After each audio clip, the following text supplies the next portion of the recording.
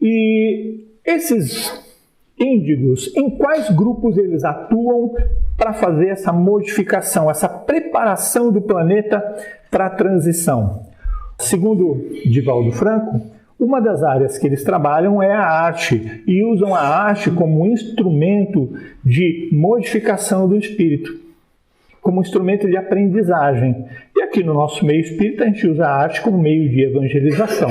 Então são artistas, mas são os artistas do bem, não são aqueles artistas que a gente vê que não se aproveita muita coisa, né?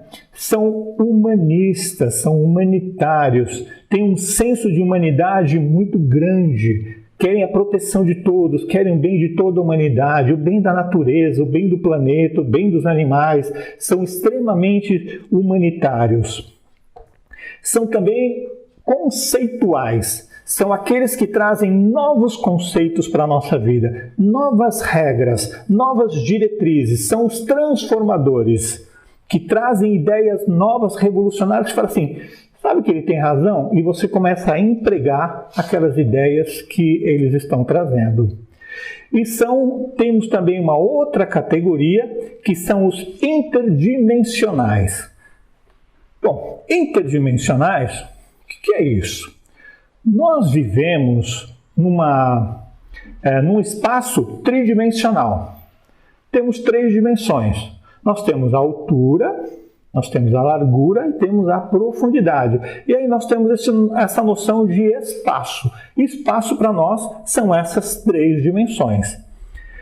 Quando nós desencarnamos, nós deixamos o corpo, nós entramos numa 4ª dimensão.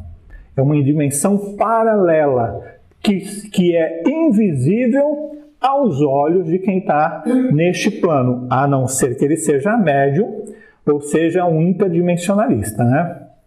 Ele vai para a 4ª dimensão. Só que no nosso universo existem dezenas de outras dimensões. Tem a 5ª, a 6ª, a 7ª, a 8ª. Existem muitas dimensões. O espírito que estiver na 4ª dimensão, ele consegue ver aqueles que estão na 3ª. Porque quem está na 3ª está numa faixa vibracional menor. Então ele consegue ver. Mas ele não consegue ver quem está na 5ª. Na 5ª dimensão. Porque ele está numa faixa vibracional mais intensa, mais limpa, mais pura. Ele não consegue ver. E quem está na 6ª consegue ver o da 5ª, mas não consegue ver o da 7ª e assim por diante. Mas há esses interdimensionalistas que conseguem ver o quê? Os seres desencarnados de outras dimensões. E eles estão entre nós. São aquelas crianças que falam, mamãe, estava conversando com meu amiguinho. Assim, que amiguinho que nada, deixa de ser bobo, é tua imaginação, que nada. Está conversando com o amiguinho mesmo, tal de amiguinho imaginário, não é imaginário não, é real. Ele existe, ele está ali.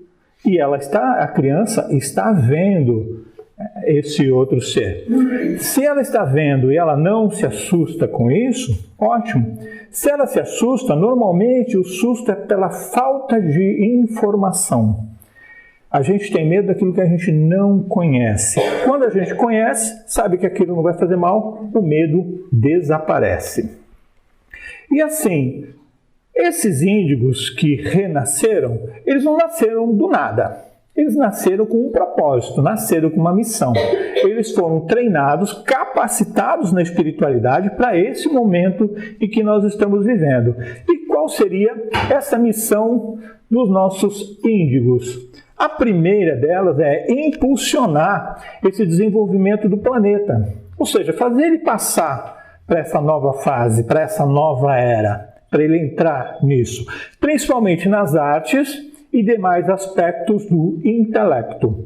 Ou seja, são pessoas que prezam pela educação, pela arte, pela cultura e se esforçam para que essas coisas aconteçam no nosso planeta, né?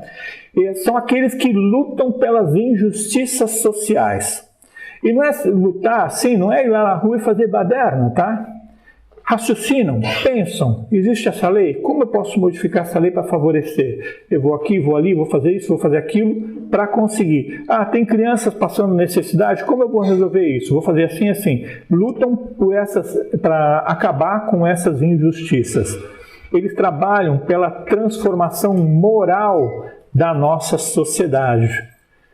Eles têm uma elevação moral um pouquinho acima da média, não é grande, são extremamente moralistas, não é isso, mas eles querem que todos também tenham oportunidade de serem seres mais moralizados, com uma moral mais elevada, né? E também preparar o terreno para as crianças cristal. Ou seja, são aqueles que vão abrir o campo fértil para que as crianças cristal possam estar seguras e possam desenvolver suas potencialidades e fazer a transformação do planeta que elas precisam. Então, para isso, tem que alguém lá abrir caminho e proteger essas crianças. Então, essa é a missão dos índigos. E eles são, independente de quando eles nasceram, os desbravadores dessa nova era. Sabe aquele bandeirante? Os bandeirantes, a gente é de São Paulo, sabe, né? Aquilo era tudo mato. Os bandeirantes eram pessoas desbravadoras, que entraram simplesmente numa picada, não sabiam onde aquilo ia dar, só com machado, algumas armas, e foram abrindo estradas. E que depois as regiões foram povoadas. Enfrentaram bichos, enfrentaram a natureza e tudo mais para desbravar. São os desbravadores. E agora, na nova era, são as pessoas que vão fazer a diferença para que os cristais possam cumprir a sua missão, que eu vou estar falando já daqui a pouco. E aí vem aquela coisa, como que a gente lida com uma pessoa índigo? Como que a gente faz? O índigo ele precisa de oportunidade para ele desenvolver toda a sua potencialidade. Ele fazer aquilo que é preciso fazer, aquilo que ele veio fazer. Então, quem sabe, eu acho que a minha esposa foi uma criança índigo, ela é um ser índigo. Então, eu vou dar a ela as oportunidades para que ela possa conseguir cumprir aquilo que ela veio cumprir. A gente dá essas oportunidades, né? Oferecer esse terreno fértil para a inteligência, a criatividade e dar aquela força, né? E aí, o índigo, segundo Divaldo Franco, que eu achei muito interessante, o índigo ele está se preparando para ser, nas próximas encarnações, a criança cristal do futuro. Mas por quê? Já não estão vindo as crianças cristal? Então eu vou explicar o que vai acontecer, né?